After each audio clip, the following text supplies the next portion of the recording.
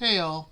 So recently I've come across a term I hadn't heard before, parasocial relationships, and I've been intrigued by it. Now, you might be wondering, what is a parasocial relationship?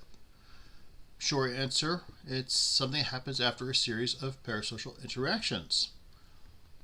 What is a parasocial interaction? This is a parasocial interaction.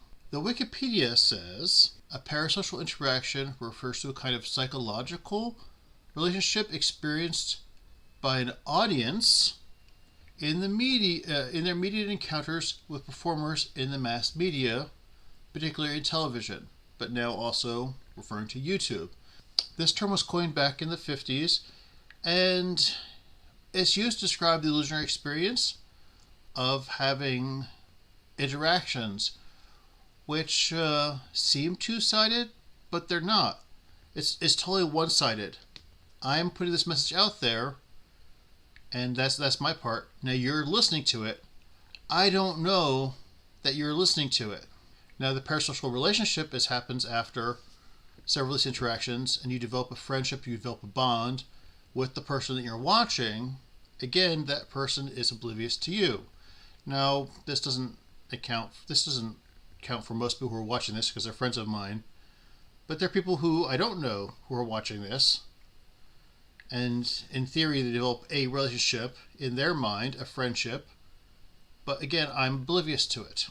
This, what I find fascinating is this doesn't just happen. Like I could watch a YouTuber and they could be watching me.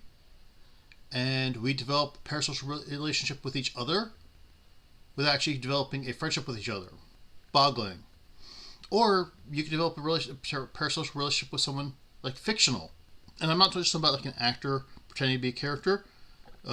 Companies, since they have Twitter accounts, will be saying like, oh, Wendy says this or whatever. Those aren't real people, but you might consider a friendship with that entity. Those are probably the most fascinating because you've got brand loyalty and the brand has no loyalty to you. I give no judgment on whether these are good or bad. For example, good role models as a positive. It helps with learning.